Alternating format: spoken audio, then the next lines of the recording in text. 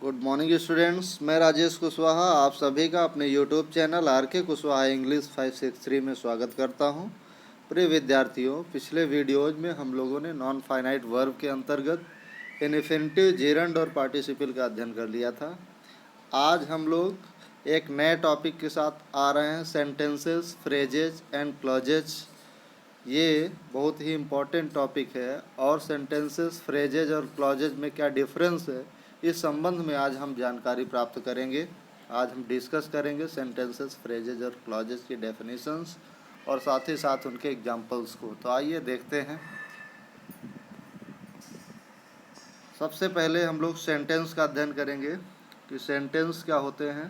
तो सेंटेंस में sentence, phrase and clause. तो सेंटेंस क्या होता है ये पहले भी हम लोग पढ़ चुके हैं।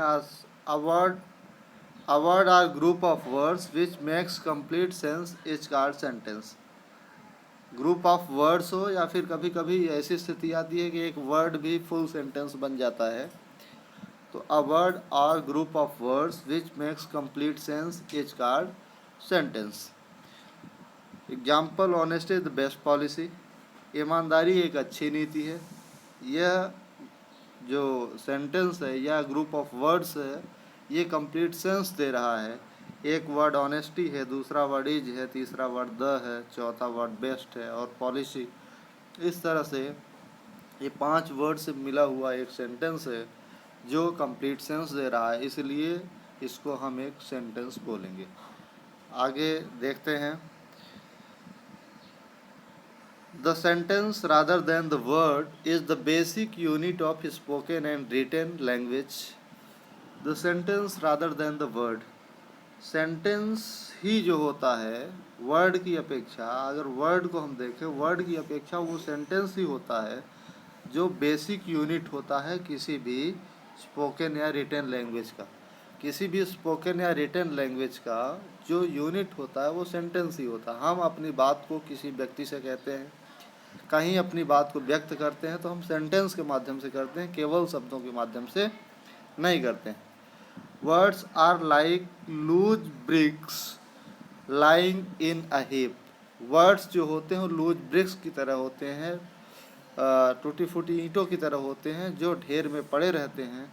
Just as in building a house the mason has to set these bricks in a certain way. और शब्दों को क्या करना होता है, जिस तरह से एक मैसन होता है, जिस तरह से एक राजगीर होता है, वो ईंट को सेट करता है घर बनाने के लिए, उसी तरह से हम वर्ड्स को सेट करते हैं एक सेंटेंस बनाने के लिए।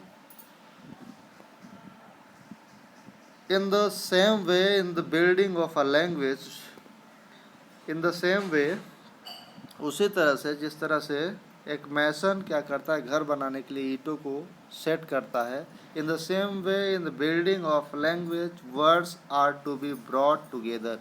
शब्दों को भी हमें साथ में ले आना पड़ता है। इन अ सर्टेन रिलेशन, एक सर्टेन रिलेशन में। This common relation of such words brought together is a sentence. इस तरह से कॉमन रिलेशन जो बनाते हैं, सामान्य संबंध जो हम बनाते हैं शब्दों का, वो सेंटेंस कहलाता है। एग्जाम्पल्स और भी देख लेते हैं हम लोग। Sun rises in the east, ये एक एग्जाम्पल है। Sun rises in the east, सूर्य पूर्व में उगता है। He has a chain of gold, उसके पास चेन ऑफ गोल्ड है। He has a chain which is made of gold. अब देखिए, हम लोग देखते हैं कि पहला sentence the sun rises in the east, अगर यहाँ से इन द ईस्ट को हमने ले लिया, ये एक फ्रेज है।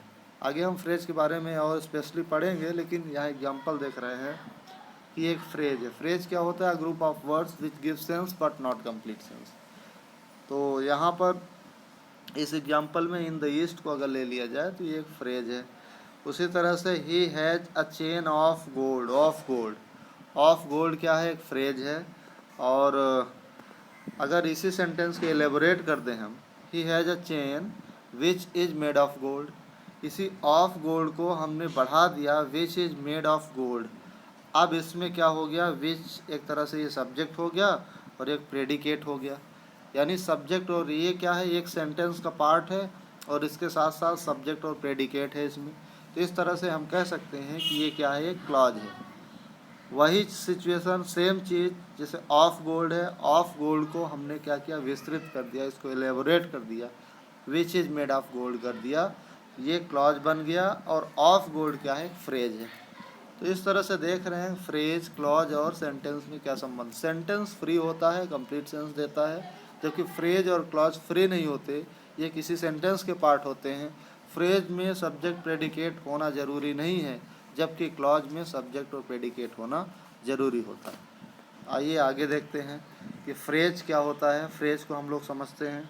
तो phrase, a group of words, a group of words which makes sense but not complete sense is called phrase. A group of words which makes sense but not complete sense. शब्दों का ऐसा समूह जो भाव तो देता है लेकिन कंप्लीट भाव और कंप्लीट सेंस नहीं देता, कंप्लीट भाव नहीं निकलता, तो ऐसे ग्रुप ऑफ वर्ड्स को फ्रेज कहा जाता है। Of great courage in the corner at the door, of great courage ये एक फ्रेज है, इन द कॉर्नर ये भी एक फ्रेज है, एट द डोर ये भी एक फ्रेज है। The donkey was standing in the corner, I shall come at night. The donkey was standing in the corner ये एक पूरा सेंटेंस है, और इन द कॉर्नर क्या है, ये एक फ्रेज है। आई शैल कम एट नाइट, मैं शाम को आऊँगा, तो आई shall come at night, at night यहाँ पर ये इस सेंटेंस में एट नाइट एक फ्रेज है। उसी तरह से हम क्लॉजेस को भी देख लेते हैं। क्लॉज की डेफिनेशन क्या है, उनके एग्जांपल्स क्या हैं, किस तरह से इनका यूजेज होता है। तो clause is a part of sentence which has its own subject and predicate.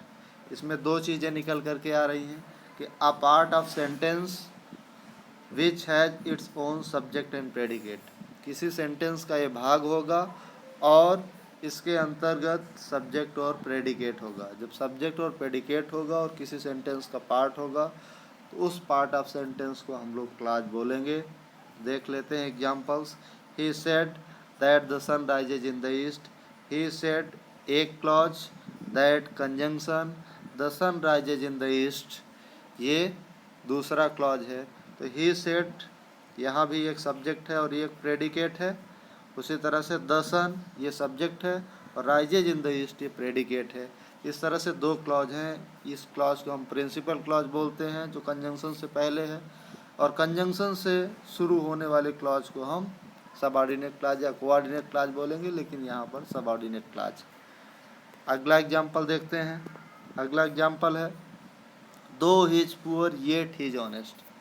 दो ही इज पुअर, दो he is poor yet he is honest, यद्यपि वह पुअर है, येट ही इज ऑनेस्ट फिर भी वह ईमानदार है। वह पुअर है फिर भी ईमानदार है। तो ही इज ऑनेस्ट, यह जो पार्ट है येट से अलग हैं दोनों। He is poor, he is honest, तो एक क्लॉज ये है और एक क्लॉज ये है। इस तरह से हम देख रहे हैं यहाँ भी सब्जेक्ट प्रेडिकेट है और यहाँ भी सब्जेक्ट प्रेडिकेट। क्लॉज की डेफिनेशन जो कह रही है कि a part of sentence which has its own subject and predicate, sentence का ऐसा पार्ट जिसका खुद का सब्जेक्ट होता है और खुद का प्रेडिकेट होता है, उसे हम क्लॉज बोलते हैं। तो और भी एग्जांपल्स देख लेते हैं। He is working hard so that he may succeed in his life. He is working hard so that he may succeed in his life. तो he is working hard एक क्लॉज है, so that कंजंक्शन है, he may succeed in his life ये दूसरा clause. इसमें भी subject और predicate है, यहाँ भी सब्जेक्ट और प्रेडिकेट है। ये सेंटेंस का एक पार्ट है, ये सेंटेंस का दूसरा पार्ट है। इस तरह से हम देख रहे हैं कि क्लॉज, फ्रेज और सेंटेंस में डिफरेंस क्या है। तो sentence a group of words होता है जो कंप्लीट सेंस देता है। Phrase a group of words which give sense but not complete sense.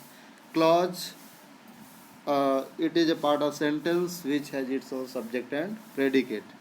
तो इस तरह से ये डिफरेंसेस हम लोगों ने देख लिया, तीनों में क्या अंतर है, कैसे हम समझेंगे इसको, ये सब एग्जाम्पल के थ्रू हम लोगों ने देखा। तो आज फ़िलहाल इतना ही। आने वाले वीडियोज़ में एक और वीडियो सेंटेंस से रिलेटेड होगा, उसमें हम लोग imperative, exclamative and optative sentences का अध्ययन करेंगे। फिर अगले टॉपिक्स को हम लोग कवर करेंगे। बहुत बहुत धन्यवाद आप लोगों को। Thank you very much. Have a nice day.